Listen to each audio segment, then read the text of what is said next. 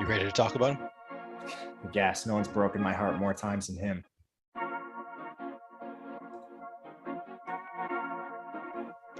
Welcome to Stokastic NFL Live Before Lock. I'm your host, Neil Orfield. You can find me on Twitter at PlayerQDFS.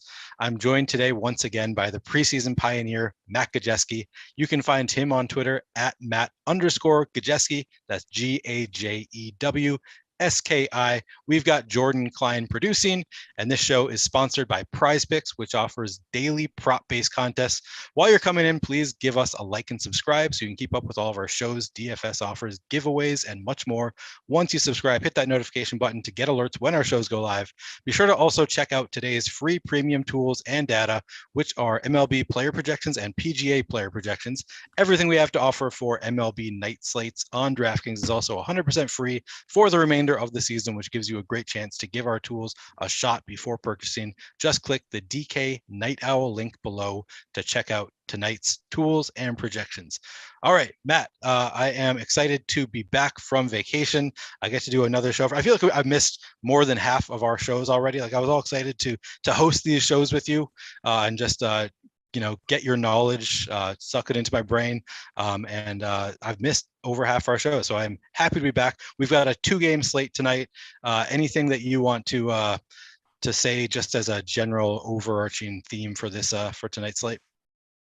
Not too much. Happy to have you back. First of all, we talked some basketball before the show. You got on a nice vacation and much needed, obviously, before the season, the grind of the season starts. As far as the 2-game slate tonight, it's kind of what we're expecting for week 3 of the preseason. It looks like Houston's actually going to give it a go with some of their starters. And then we'll see a little bit of Trey Lance. Kyle Shanahan came into the preseason with this plan to only use Lance in weeks 1 and 3. They played something like all 3 of their preseason games within 12 days, something crazy like that. So they gave him much needed rest, and now we'll see them. But otherwise, it's normal last week of the preseason for a lot of these teams. You'll be seeing a lot of 3rd stringers, 4th stringers, guys that are inevitably going to get cut, which makes a nice challenge for us today. Should be good night for GPPs as well as a good weekend for GPPs. Right. I'm actually playing this slate. I'm playing 150 lineups in this one. I have not been doing all that much, so I'm excited to actually be able to use your knowledge as you're giving it to me. I'll probably be tweaking my lineups a little bit. And in the meantime, I'm also going to be drinking some Spotted Cow, as I told you before the show. It's not special to you. You live in Wisconsin. You can have Spotted Cow whenever you want. I live in Minnesota, and they can't sell Spotted Cow. For some reason, it can't be sold outside of Wisconsin. So I picked some up on my way back from Michigan. I love Spotted Cow. It's kind of controversial in Minnesota because I think it's because we have kind of a rivalry with Wisconsin. So people are like, no, that's shit beer. But I really like it. Are you a Spotted Cow fan? Yeah, man, it's one of my favorites. Anytime I go to the nearby states, make sure to bring it to my buddies that live there. But it is a luxury having it here in the state. And next time you're driving through Wisconsin, if you're in the southern part, you got to check out their brewery. It's like a castle out in the country. And then you get to try all of their seasonal beers too that aren't sold commercially. For some reason, they keep it small, but it kind of adds to the allure. But I love the beer. The Packers are playing tonight. So Neil, it's a great night to have one. We'll talk about the Packers too. Perfect. I'm all ready, it looks like. Yeah. James Perkins asked, Spotted Cow? Yeah, it's New Glarus Brewing Company makes Spotted Cow. It's delicious beer. But enough about the beer that I'm drinking. We can get into the slate a little bit. All right, so let's start with quarterbacks. Tell me who you like from the start. We've only got 2 games, so you can just kind of rank them for me. Go through who you like, why you like them. I still think Jordan Love is pretty clearly in a tier by himself. Based on what the Packers have done all preseason, they're not really concerned at looking at Danny Etling at all, who's their 3rd stringer. Makes sense. They have a 1st-round pick invested in Jordan Love. So Jordan Love's played 103 snaps. Danny Etling's played 31. There's nothing coming out of Green Bay that suggests this is going to change. So you're going to see 2.5, maybe 3 quarters of Jordan Love tonight. He brings that mobility. He hasn't used it a ton in the preseason, but you at least know it's there. If he scrambles for a couple extra yards, it only adds to the floor he provides. And if you are stacking, it's not necessary, but you can do it. It's really condensed in Green Bay. So you have solid options there in the second half too. And one thing I really like, it's not just a neutered offense with Jordan Love out there. Sometimes teams that are playing in the preseason with their 2nd and 3rd stringers, they'll just run out the clock essentially and not really use their quarterbacks. Love's actually had some pretty good volume through the air. No, it hasn't always looked pretty. As quite a few interceptions for preseason football, but that honestly helps him too. So I like Jordan Love quite a bit. I think he's far and away the number one quarterback on the slate. And I think that's how it's been the other times I talked to you too. I can see that in your projections. He projects 4 points better than the next best quarterback. Do you think that Danny Etling is in play? Just like in case he does get half the game, would he be in play in that scenario? Yeah, played a little bit of Etling and really been surprised how little they've used him. I think one thing you could maybe look to is that Etling played 25 snaps in week 1. Then in week 2, he played 6. You kind of saw a little more run out from the players that are actually expected to contribute.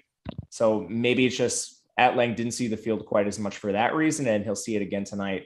But either way you shake it, I don't think he's going to get much more than a quarter and a half. So just a deep GPP play. Hurts that he's not the most mobile, just semi-mobile, I'd say. It's Love in this game, and Love is the far and away the best quarterback play on the slate. Probably just the best overall play.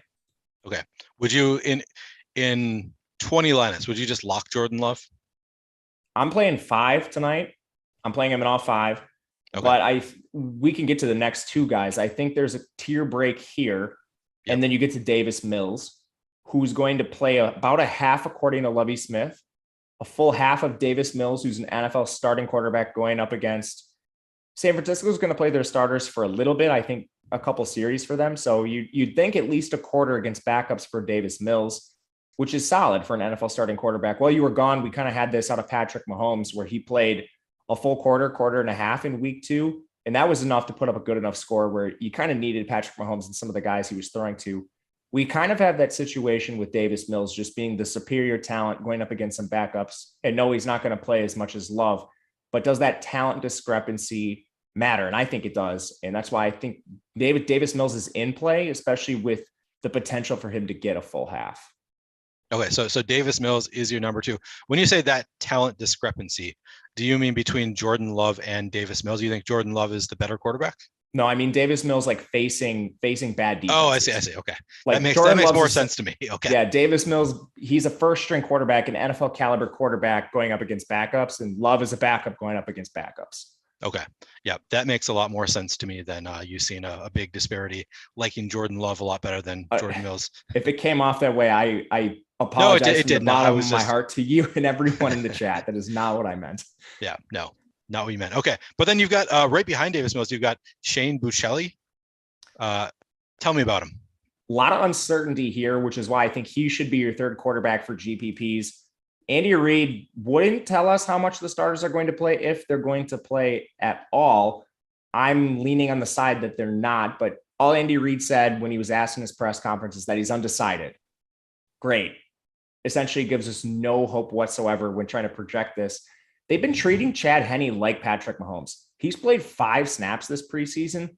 And interestingly, in week 2, they played Mahomes basically a full quarter and a half, and they sat Chad Henne. They gave Chad Henne the veteran treatment. I don't think either of them are going to play much, if at all, which leaves Shane Buechele and Dustin Crum. Dustin Crum's a UDFA out of Kent State. He's going to get cut. Shane Buechele actually has a chance to stick around the practice squad here. The snap discrepancy between Buechele and Crum has been pretty stark. 58 snaps for Buechele, 31 for Crum. So I think Buechele should be in GPP consideration here. If you erase Mahomes and Chad Henne from this offense, you could see a half, maybe 3/4 of Buechele. The only issue is it's a little more uncertain than Love and Davis Mills because Reid hasn't really given us anything solid. Okay. So you had in your projections, you got a 4-point break between Jordan Love and Davis Mills. So a clear tier break there. And then Davis Mills and Shane Buechele have essentially identical projections. Would you say there's another tier break now between Buechele and Brock Purdy, who is he's 0.6 fantasy points behind that tier in your projections? Would you be playing some Brock Purdy or Nate Sudfeld, who you have another fantasy point behind him at 5.19? How much interest do you have in those San Francisco quarterbacks? Yeah, I'm glad we can talk about this because I think some of the context is lost just in the raw projections. Davis Mills and Buechele have a wide range of snaps. So it's not just their range of outcomes on the field, it's their range of playing time is much wider. San Francisco, we're going to see 3 QBs. Trey Lance is going to play tonight. I would imagine it's something similar to their first game where he played 2 drives. He played 11 snaps. Maybe if Shanahan's really getting frisky, you're going to see a quarter out of Lance. That means we automatically have 3 QBs that are going to play tonight between Lance, Sudfeld, and Purdy. And right now, based on the way we have it projected, He has a similar snap share to Bouchel and Davis Mills, but I think his range of outcomes is a lot more narrow than Mills and Bouchel, if that makes sense, in terms of raw playing time on the field. Okay. Any other quarterbacks that you want to touch on before we move on? Not really. I think once you get to Purdy and Sudfeld, those would be large field tournament plays for me. I'm not really interested in Etling or Crum or Kyle Allen or Driscoll. These guys are just pure dart throws. Lance, maybe. Okay, yeah, that's where I was going. Yeah, with Lance, based on everything that came out of San Francisco, he's not going to play a lot. He's going to play, but there was a report that allegedly he'll play till halftime. I don't buy that at all. But he's not going to be owned in GPPs, first of all. So if you want to base your decision on that report, I think you can. But man, it's very, very risky. I'm not putting a lot of stock into that. Man, the fact that it's reported he's not going to be owned for a large field GPP, I'm tempted to play like 5 Lance lineups in 150 set and just, accept that they're probably dead just going into it. But if he does play a full half, yeah, because if he does play a full half, Trey Lance could break the slate, could he not? He could. The only other issue I have is they're using him as a passer. Like, they're in evaluation mode. They don't care. They know what he can do on the ground. Everyone knows what he can do on the ground. He didn't rush in preseason week 1. It was an 11 snap sample. So, we probably shouldn't be looking too much into this, but I think when they unleash him, and this is what we see out of a lot of mobile quarterbacks, they want to get it done through the air. Vrabel famously pulled Malik Willis. Malik Willis in preseason week 1 was supposed to play a half of football. He didn't really uncork it. So they get in the locker room at halftime. It's like, all right, Malik, we're deviating from the plan. You're going to go out in the second half, but you got to unleash it. He continues to run, and then they just yanked him. So, I don't think we see Kyle Shanahan getting creative with the run game and Trey Lance getting out there. And unless it's a scramble or something like that, I don't know how much the rushing upside is going to be a factor tonight. It's nice that he has it, but I don't think it's going to be designed. Yeah, that makes sense that they're not going to risk injuring him, and you're a little bit more at risk of an injury if you're rushing, and they want to be checking out the pass catchers. So it makes sense that they probably are not trying to rush a lot. They can't have him get hurt. They disrespected Garoppolo too badly. No, they could go back on it. Jimmy, come back. Yeah, no, I agree. They probably don't want to do that. Okay. Anything else that you want to touch on here with quarterbacks? I don't think so. As always, if you have a question, feel free to throw it in the chat. Okay. And M did post the quote in chat. He said, head coach Kyle Shanahan suggested Tuesday that the 49ers starting quarterback would play 2 quarters at most before exiting the contest, which is exactly what you said, that he could play upwards of full half. So it's interesting. I think that I might take a couple shots in a large field GPP. And obviously, like I said, just accept that those lineups are probably dead. All right, well, let's move on to running backs. But first, let me remind you guys, you can check out our preseason DFS projections. We're giving them to you for only $7 through Sunday, August 29th. So grab them now. We've got a lot of preseason NFL this weekend. So yeah, pay that $7 now and you get them for the entire weekend. Matt does the projection, so they're good. You can find the link to claim your $7 preseason projections in the description below, or use promo code Herbert at checkout. That's Herbert as in Justin Herbert's last name. All right, Matt, let's move on then to running backs. It looks like you have another Green Bay Packers running back at the top. Is he your favorite play? He's your top projected play. Is Tyler Goodson also your favorite play for a large field GPP? Yeah, you're going to notice a trend throughout the show that Green Bay, they truly just do not care about playing time in the preseason. They're never going to play their studs. It's been this way throughout LaFleur's tenure. And we're going to see that tonight. So they have the narrowest wide receiver room. That's allowed Amari Rodgers to see 70% route rate. It's allowed Tyler Goodson to play 61 snaps. He's been at 29 and 32 in the first 2 games. And they only have 3 healthy backs. Aaron Jones and Dillon are resting, and Kylan Hill, he just got put on PUP for the week 8 ACL tear he had. They're still testing out Goodson as their third back, and I think he has a lead on this right now with Hill being on PUP. Patrick Taylor's the incumbent, but he's played really poorly in the pass game. Multiple drops this preseason, and he's only played 37 snaps, so that's concerning. But right away, Goodson has far and away the highest snap projection, touch projection. He's an excellent pass catcher, a skill he's displayed all the way back to his freshman year at Iowa. And he profiles as a scat back. He's just over 200 pounds, good size for that, but he's never going to be a lead back in the offense. With that said, they've given him a lot of work this preseason. So Goodson, I think, is far and away the number one. And from there, I think the question is Patrick Taylor the number two? And I think there's a pretty reasonable expectation that he might be.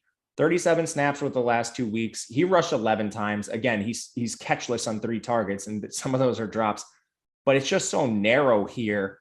I don't think anybody else should project higher than him. Dexter Williams was signed on August 10th because of injuries in camp. He's a guy they've only given 8 rush attempts, and I think they signed him just because of the familiarity with the offense. He's getting cut. So to me, Goodson and Taylor, I think, are 1-2, and I'm honestly flirting with the idea of playing them both in the same lineup in cash. Okay. So yeah, Green Bay running backs look good. Next up, you got JaMycal Hasty. Now I know that you're sometimes you watch the Theory of DFS, which I know am a regular exactly co-host what you're on. talking about. I know exactly what you're talking so you may recall that last year there were a couple weeks. There was at least 1 week where I played like 12% JaMycal Hasty. He was the backup running back, and I just thought this is a good matchup. I think there was some injury concern with the starter, so I played a lot of JaMycal Hasty. I think 2 weeks in a row, and he did absolutely nothing for me. But I still love him. I'm still going to go back to JaMycal Hasty if he projects well. How much do you like JaMycal Hasty here today? I think it's pretty volatile once you get down here. San Francisco is going to play their starters, and with that, you're going to see Jeff Wilson. Now, this is where the uncertainty in the projections comes in. If we don't have Wilson projected for very much, but if we get that 2 quarters that Kyle Shanahan at least said were a possibility, then Hasty's projection is going to go down. Right now, we have Wilson at 12% of the rush attempts, which would essentially be 2 drives, which is what Trey Lance got in week 1. So I think that's a pretty reasonable projection, but just know that there's volatility really with all of the San Francisco guys. The one thing I think you can say is they're going to evaluate Tyrion Davis-Price in the second half. So this is something I'm debating changing on the back end, and I might prefer Tyrion Davis-Price straight up, but it's certainly all due to the uncertainty in this backfield. Okay, that's interesting. So he projects a little bit worse, but you think that he's got maybe the wider range of outcomes, higher ceiling than JaMycal Hasty. I like that. I'll probably give a little boost to Tyrion Davis-Price in that case, and certainly play some of each. You were saying before the show that you don't know what to make of Houston's backfield today. Have we got any news that clears that up for you at all? No, not really. And they haven't really treated this clearly all preseason. So I guess we'll just go through every single player because they've kind of handled it all differently. In week 1 with Houston, you had Rex Burkhead did not play, seemingly a healthy scratch, getting vet treatment. Week 2, Dameon Pierce didn't play. Now, allegedly he was banged up, but he'd been practicing. So they kind of gave Dameon Pierce some veteran treatment. Marlon Mack played in both games, but he only played 22 snaps.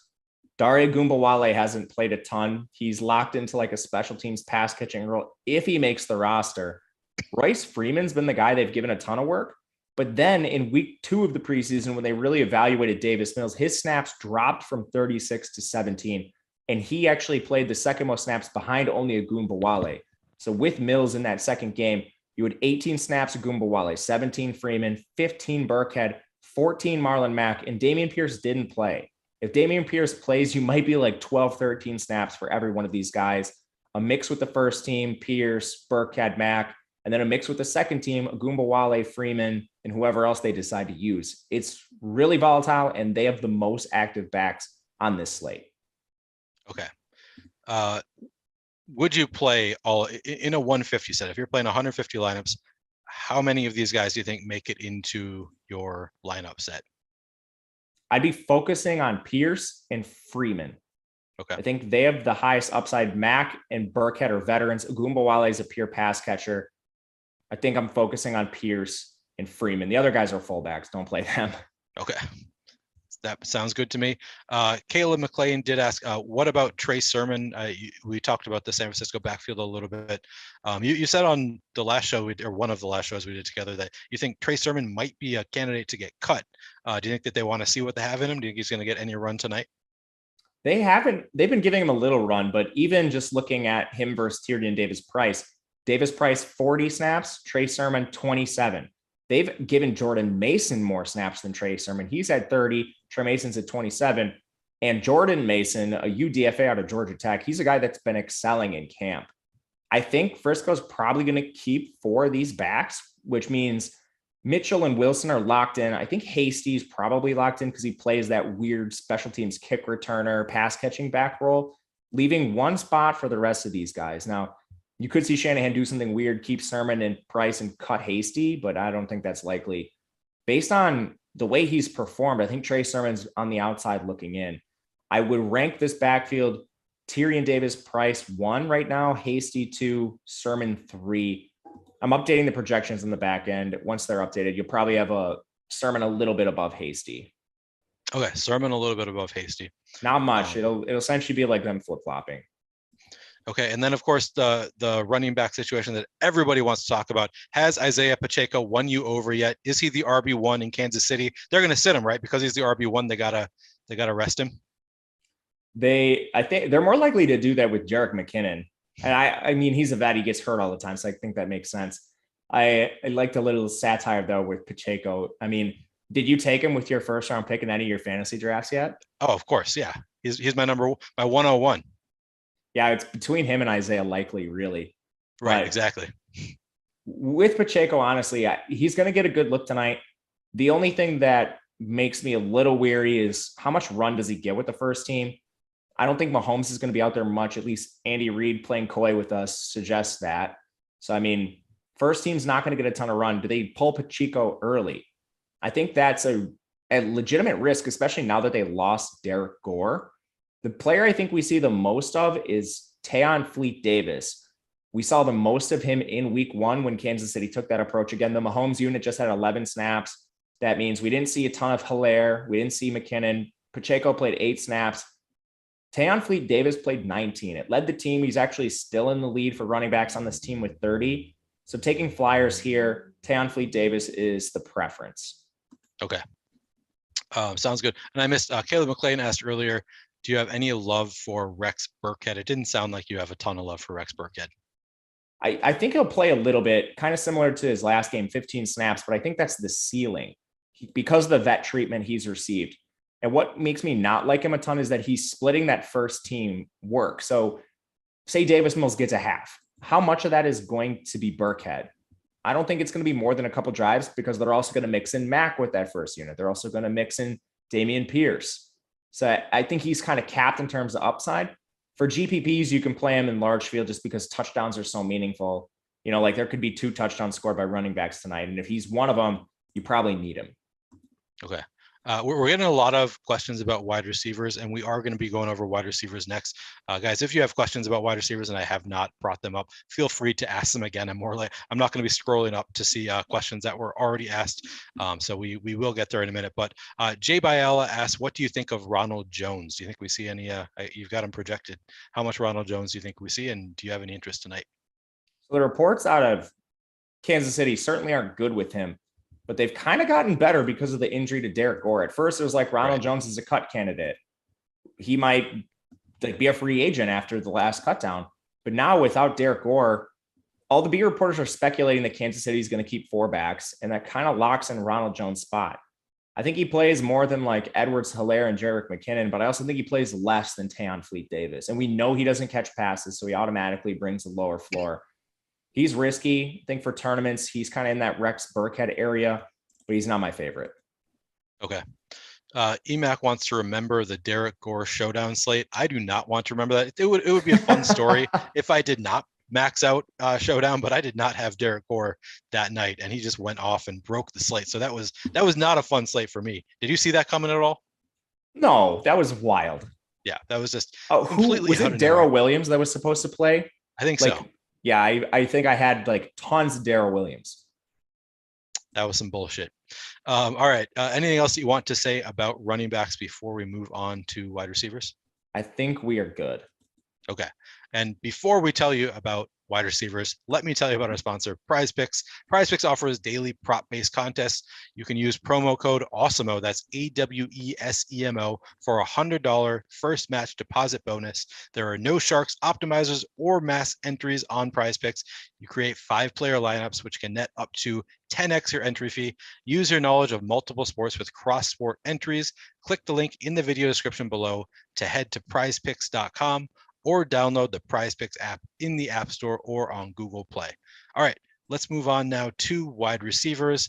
Are we going to continue the theme? Do you like the Packers guys the best here? Yeah, we have to continue the theme.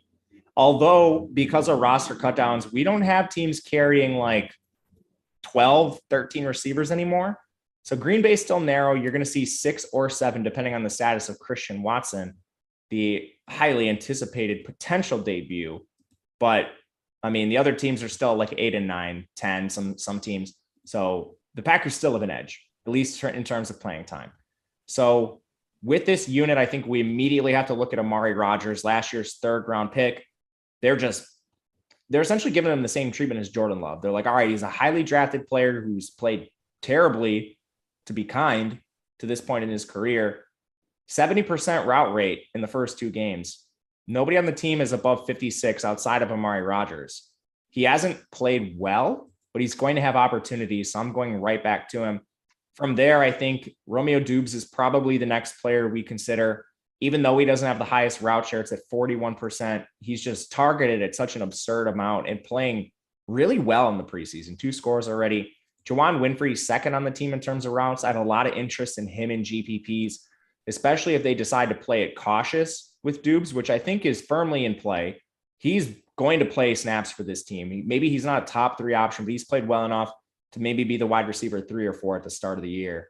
So I don't know how much they play Doubs. For example, in their last game, 29 snaps for him, Amari Rodgers, 46, Juwan Winfrey, 44, Samori Torrey, 33. They pulled him out a little bit before some of those other guys, and I think that might continue. So as highly as he's going to be owned, I think that's an interesting pivot spot. Okay. That's Juwan Winfrey is the interesting pivot spot? Yes. Okay. I was getting lost in chat, and reminder, Timeout Sports Podcast brought up a good idea, which is we should go over a couple PrizePicks picks. And one that we got is Brett Skinner asked, Matt, do you like the Pacheco over 27.5 rushing plus receiving yards tonight? Pretty good. It's close to where I have it projected. I'm not sure it's the best value. I'll pull up PrizePicks and look for the biggest discrepancies. Okay. Let's see. We've got Tyler Goodson at 49.5 rush plus receiving yards. Yeah, that's good. You're liking for over 49.5? Yeah, he's going to play a lot. All right, Tyler Goodson over 49.5 rushing plus receiving yards. Let me see if there are any. Seeing our boy Amari Rodgers 24.5 receiving yards. That's pretty tantalizing. Yeah, that sounds really good. I mean, based on your projection, you got to like that number. I like that one a lot. It's my favorite so far. I don't see a lot that I like rushing, but Goodson's high just for rushing alone. You know, he's going to catch passes, which is why I like that combined number a little more. For pure receiving, Amari stands out. I think the Chiefs guys are interesting. We haven't talked about their receivers yet, but because of Andy Reid playing really coy, we know we're not going to see Juju and Mecole. Maybe we don't see MDS. That might consolidate targets and routes in Kansas City. And maybe a guy like Josh Gordon at 17.5 receiving yards, that could be a pretty good value in an increased snap share. So I'm interested in that. It's a little volatile. So maybe not lay the hammer on that prop, but it's interesting. You said that you like Juwan Winfrey as a pivot. Do you like 23.5 receiving yards? Do you like the over there? I think that's a pretty good line. Okay. I like Amari Rodgers more at 24.5. He's just going to play substantially more. Yeah, a little bit safer there. What about Doubs at 29.5? See, Doubs is risky. He's easily the most efficient, but do they take their foot off the gas and pull him a little early? Right. While we're looking this stuff up, we do have a super chat. Dean Krause asked, "What about Jerrion Ely? Is he a running back?" I don't even know. He's a running back on DraftKings. He's a receiver in real life. So he's in play because he plays, but he doesn't have the correct position, and that hurts him because he doesn't have any of the carry floor that some of the other RBs do, and he has essentially the same target volume. He's played only 22 snaps, which is concerning. That's well behind MVS, Sky Moore, Justin Watson, Josh Gordon, Darius Fountain, Cornell Powell, Corey Coleman. And again, he's not playing running back. He's playing receiver. Okay. He's like seventh on the target totem pole right now. Okay. So Jerrion Ely, you're not high on him. You're going to probably go elsewhere with running backs. Yeah. All right. Thank you, Dean, for the super chat. We got a couple other questions. Oh, James Perkin asked about Mecole Hardman. Looks like you have him projected for 0 points. We're not expecting to see Mecole Hardman today, I take it? So there's twofold issue. He's been banged up, apparently not severely. He rode the card off of practice, but Andy Reid playing coy with these starters. He's a guy I left out of the projections along with Juju Smith-Schuster. So it's not just the injury, it's that I don't think he plays. Okay. Orain Holder asked, would you roster both Jeff Wilson and TDP against Houston tonight? I assume he means in the same lineup. Would you consider playing both of them in the same lineup tonight?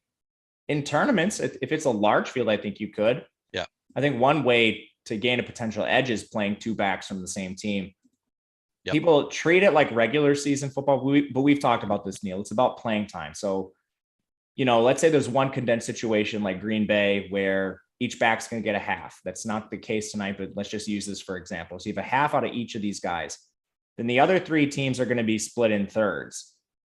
Like based on raw projection, you should play both Green Bay backs in this situation, assuming they're not going to be heavily owned. And we know they're not, just because people are very shy about playing the same back in the same lineup.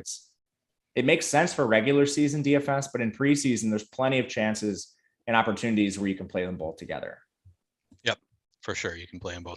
All right. We got people who are asking about other wide receivers outside of the Packers. I got sidetracked there, but we pretty much only have covered the wide receivers on the Packers in depth. So maybe we should keep covering some other teams. Which receiving cores or individual receivers do you like outside of the Packers here? All right, maybe we should do this, I don't know, team by team. Yeah, let's do it. We've only got 4 teams. Easy enough. A couple guys that stand out for each team. Let's just go to Kansas City, the other side of the ball, in Green Bay. 9 receivers on their roster. I think this could potentially be thinner than we think. Juju's hurt. Mecole's coming off an injury. Again, he's been practicing, but Reid has been, we'll call it, shy about playing guys coming off an injury. MVS has played 30 snaps this preseason. If they take the starter route and pull them all, MVS probably won't play. So I think you could see as few as 8 receivers here. And then what do they do with Sky Moore? He's been running as a pseudo starter with some of the injuries they have there. Justin Watson makes a lot of sense to me. 39% route rate for him. He's not a starter. We know this. He is likely to make the roster. He's beaten out Josh Gordon. So I think those are the 2 players I'm looking at the most. 39% route rate for Justin Watson, 34% for Josh Gordon. We know Josh Gordon, what he has done in the past, he's just old at this point. So I don't think he's going to make the team. But that honestly could benefit him here where he might play more snaps. Those are my 2 favorite. I would also throw flyers on Doris Fountain and Cornell Powell, as well as Corey Coleman. Those 3 have pretty condensed route shares between the 3 of them. And Cornell Powell's a guy they drafted last year in the 5th round out of Clemson. He's a pretty good recruit. I don't think he's going to make the team this year, but they're going to trot him out and see what he can give. So I think those 6 are going to play, or excuse me, those 5 are going to play most of the game with a slight edge towards Josh Gordon and Watson. Okay. So Too Nice says MVS isn't dressed, so he is out.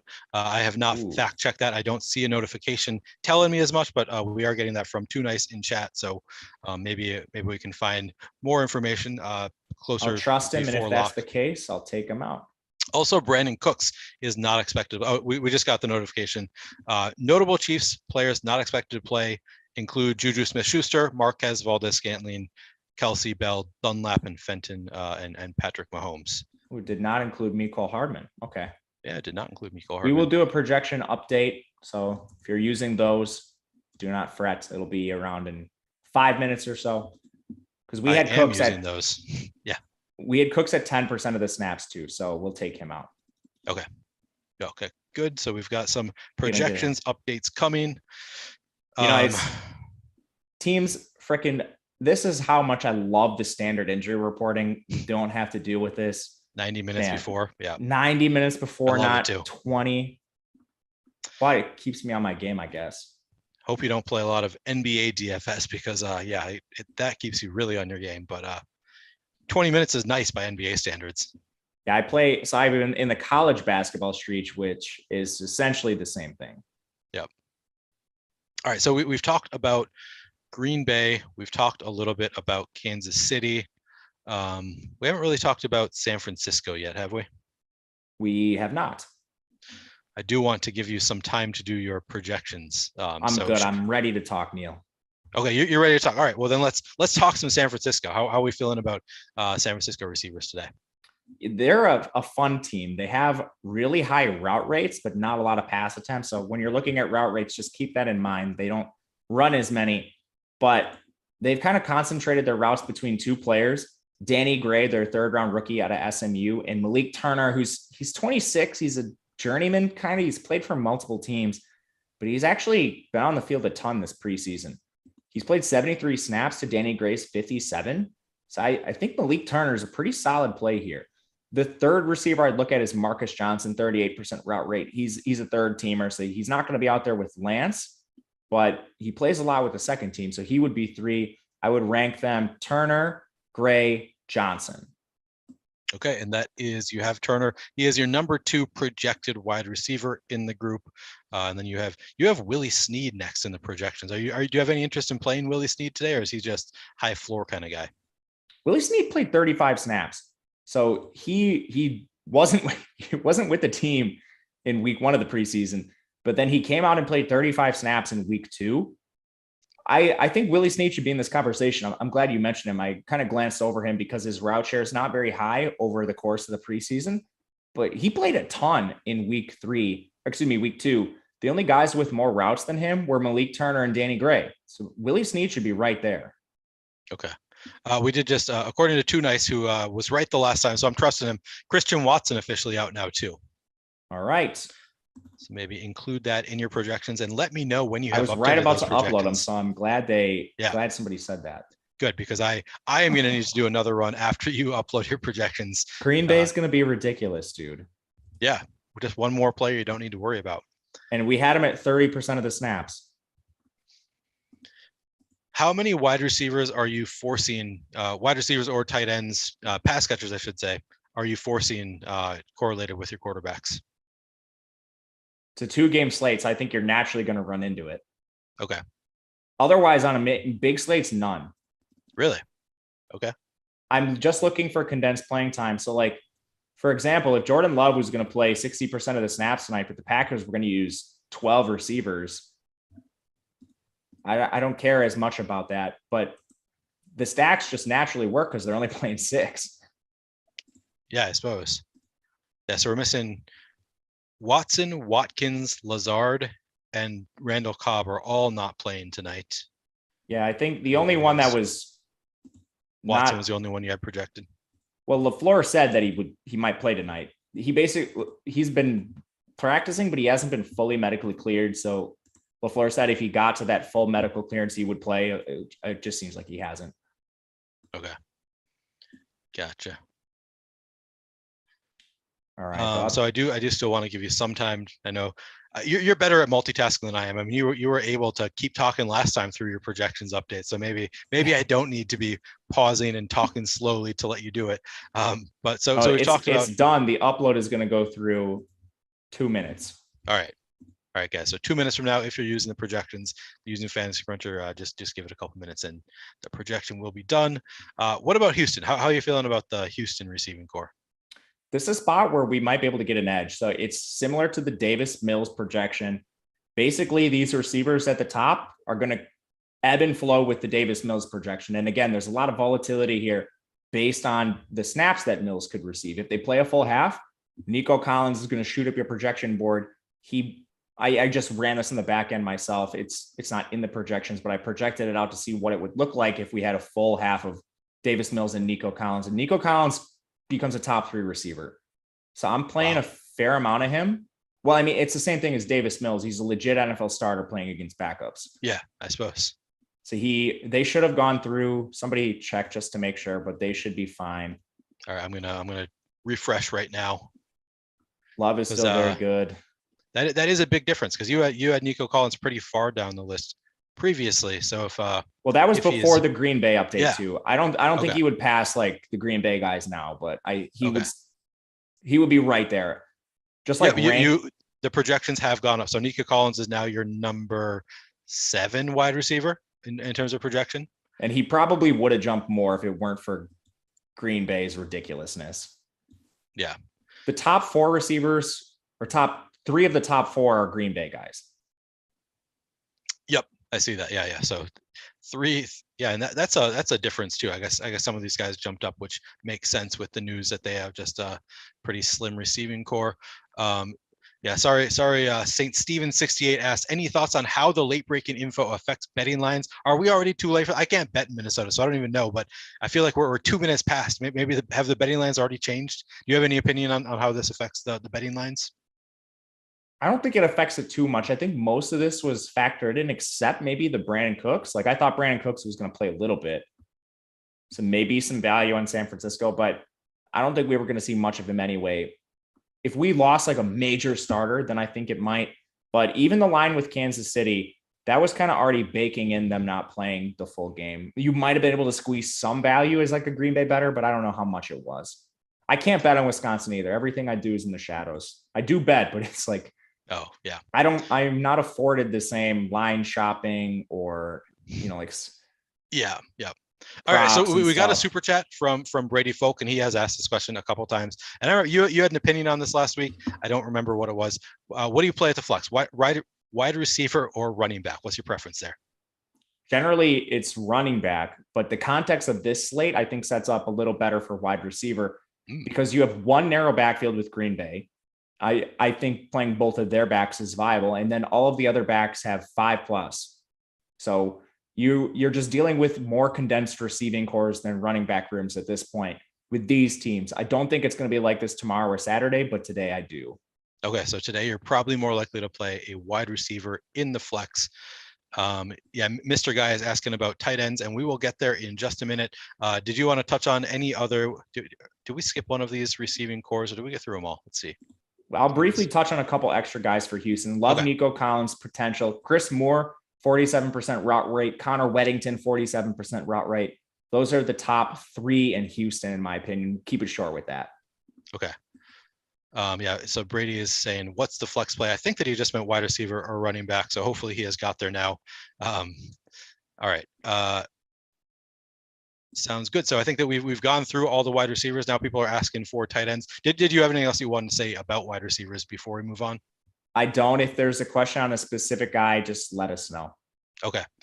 All right. So before we move on, we do have the Stokastic Hall of Fame to get through. So let's pull that up. I will go through it pretty quickly. Let me refresh. All right. At the top, we have got Rich Green, who took down 200,000 in MMA this past weekend. Richie Green is a friend of mine. I met him at the Tournament of Champions, spent a lot of time with him. He is very dedicated to DFS, clearly spends a lot of time on it, spends a lot of time thinking about it. So really excited for Rich Green to be able to take down 200,000 solo in MMA is quite a feat. So congrats to Rich for that 200,000. Then we've got, it's me. Yeah, so I won 10,000 in MLB yesterday.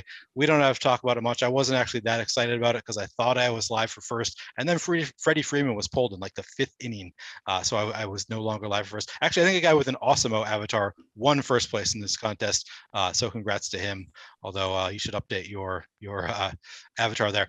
Woody C has been absolutely crushing it this past week. It's like his top 3. He's won first in like 3 or 4 different tournaments, just absolutely destroying everything MLB. He says Hanser Alberto, this is yesterday, pitching cost him the 2nd place spot in the $1 mini, but he's still continuing the heater, and he's got to give props to the Awesemo tools, which I agree, best in the game. Congrats to that. Continue crushing it. Anthony S. Jimenez says, I appreciate you guys bringing that fire last night. Been watching for years. Thanks, guys. He won $10,000 getting 3rd place in the MLB relay throw. And then J187, I've seen the name around a lot. He got 3rd in that same contest that Richie got 1st in the big MMA contest. Took home $24,000, another big win. Many thanks to my Stokastic family for all your hard work and for having the best projections in the industry by a mile. Amazing community as well. Come join us. I agree, J187. Congrats on that. That's a big score. And then the Swami 1981 won 25,000. Looks like on FanDuel. or am I don't know. In MLB, he won 25,000. Yeah, that must be FanDuel. Appreciate your videos, guys. Handmade a few lineups, and this happened. Best in the business. 25,000 with a handmade lineup, just a few lineups. That is really well done. So congrats to Tito Papito for winning 25,000. That is quite the score. All right, so that is all I have to say. Oh, I guess I should say, if you want to be in the Stokastic Hall of Fame, download the Stokastic avatar from stokastic.com/avatar. Place in the top 3 of a contest with over 5,000 contestants. Tweet the wins to @Stokastic HOF account, and you'll win a free month of Stokastic plus Platinum. I should note, only one free month can be awarded to a user per calendar year, so you can't win this multiple times. All right, now a lot of people have asked about tight ends, so let's move on to tight ends. We've got 9 minutes left. Who are you liking today? Are we going back to Green Bay again? We don't have to go back to Green Bay as much here. All these teams have between 4 and 5. I think I'll just run through the top plays quickly, and then people can ask questions if they want. Brevin Jordan, he is a 35% route rate, and that's been on limited snaps. If Davis Mills gets that extra run, it's kind of the Nico Collins treatment, but at tight end. So I think Brevin Jordan, he stands out. Kansas City, you could have the same-ish situation with Jody Fortson. He did not play in week 1, but he got 29 snaps in week 2, 21% route rate for him. Jordan Franks is close to him as well. And from there, I'm interested in Josiah DeGuara. He has a 35% route rate. And you can look maybe to a Troy Fumagalli or Ross Dwelly in San Francisco. But those are pretty close in projection once you get below the top guys. As usual, I'm spreading out the tight end position. But for cash, I'm playing Brevin Jordan. Okay. I do want to get to a super chat while he still has time to adjust his lineups. Baldy on the OFS, thanks guys for all the hard work. Should I still smash defenses and Robbie Gould in showdown with more starters playing? I like defenses and Robbie Gould for sure. Okay. All right. That's the game we're expecting to be less condensed too. Okay. Yeah. And that's in the San Francisco Houston game, as you pointed out. Yeah. So that is still a good play there. All right. Did you want to keep going with tight ends? So you got Brevin Jordan at the top, Jody Fortson. Anything else you want to say about these tight ends? It looks like once again we have a lot of tight ends. We don't have a Jeff Driscoll playing quarterback at the tight end position this week. It looks like everybody's projected within about 2 fantasy points of each other.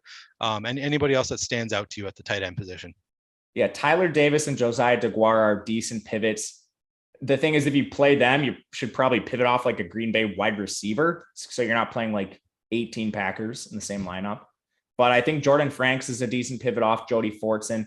Noah Gray is interesting too. His route rate is 29%. It's like right behind Fortson and Franks. And Noah Gray's a receiving tight end. That was his profile coming out of Duke. So he's an interesting deep GPP option.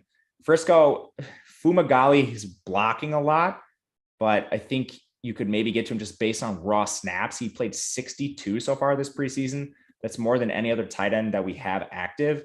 So Fumagalli is interesting. He is also a Wisconsin Badger, and he has 4 fingers on one of his hands. Fun fact. That's cool. Yeah, it's cool. Other than that, I'm sticking with Brevin Jordan. All right. I'm glad you brought up Josiah Gray, because I believe we had a question about him earlier. People wanted to talk a little bit about tight ends. Two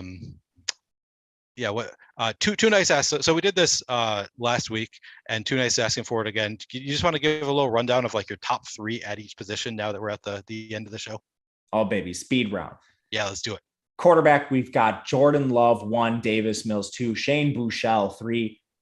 Running back, it's going to be Tyler Goodson, 1, Patrick Taylor, 2.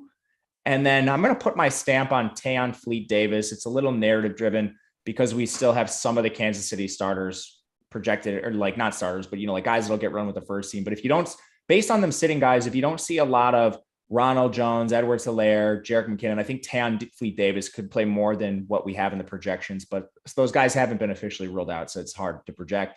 Tight end, it's Brevin Jordan, 1, Jody Fortson, 2. I'll go Josiah DeGuara, 3. And then at receiver, maybe we should do top 3 Packers and then top 3 rest of the team. That works. So for Packers, it's going to be Amari Rodgers, Dubes, and Juwan Winfrey. And then for the other teams, I'm going to go with San Francisco, Malik Turner, Houston, Nico Collins, and Kansas City. Give me some Josh Gordon. All right. Right. Love Justin Watson too. Justin Watson projects a little better. Okay. Is that all? Do we get through them already? We did. I haven't been listening because I've been uploading your projections into Fantasy Cruncher so I can run my 150 set real quick. Do you go for it? I was going at hyperspeed. Oh, I didn't rank defense. Somebody has a question about it. So, okay. Defense, again, we have a lot of the projections are based on Vegas and betting lines. So the 49ers come out as our number one defense. The Packers are number two. And the one thing I'll say about the Packers, they're very deep on the edges. They drafted guys late on day 3, like Kingsley Enikbare, good pass rushers that are actually getting time on the field. They also have good deep corners like Shamar Jean-Charles. This is a guy that was, I believe, a 3rd round pick out of App State. Amazing depth in their defense. Their defense is awesome overall. So the Packers are a sneaky team. I like them more than the 49ers, even though the Packers don't have quite as good of a projection. Their Vegas line's not as interesting. And then the Texans. I mean, the Texans are going to play some starters tonight. So are the 49ers. But, if we get more time out of the Texans starters than the 49ers, that could be a potential edge too on defense. Those are the top 3 slight preferences, but I don't really care. I'm mixing and matching defenses. Yep. Are you still doing like 25% each defense? I'm only playing 5 lineups tonight. Oh, right. Okay. So I've got 2 of one defense. Can you guess which one it is? 2 of one defense. All right, let me. I can probably look at your projections and guess. I'm guessing that it is not going to be Kansas City because you're playing. I guess, although you don't really care about the correlations. Let's see. Let me see. It's not the number one. I deviated. Ooh. I mean, is it the Chiefs? No, it's not the Chiefs. Is it the Green Packers? Bay? It's Green Bay. Yeah, the Packers. That was probably, you set me up. Like I should have got that right away. That of course it's the Packers because you just love the Packers everywhere, and they are your number 2 projected defense here. So yeah, that makes sense. Going to the Packers. Let me see. Is there anything that I need to change? No, I should look at. I should be reading chat instead of. I can read chat. You can get your 150 in. All right, cool. So 2 nice, Danny Gray or Nico Collins. I would go Nico Collins. There's a little bit of variance with Houston, but you have the chance to potentially get a full half out of him with Davis Mills. From Andrew Marchenko, I doubt Debo, Kittle, and Ayuk going to play a full half. So will Lance continue playing with the 3rd stringers? I don't think any of them get a full half. We had kind of the same rhetoric out of San Francisco in preseason week 1. Lance got 11 snaps. Debo didn't play at all. Ayuk didn't play at all. Kittle didn't play at all. I think Lance might get more time, but if he does, it's just going to be a series or 2 more than Debo, Kittle, Ayuk, if they even play. So that's what I'm looking at there. There was another question from Andrew. What about Jordan Mills stacks? Seems like any other tight end is a blocker. That is true. Houston has a lot of blocking tight ends on their roster, and Brevin Jordan is not that. He's 6'3", he's like 245. He was the number 1 tight end recruit in his class, actually, but he's a pure receiver. The next closest thing to a receiver on their team is Seth Green, and I think he's going to get cut. Do I like Nico over 30.5 receiving yards on PrizePicks?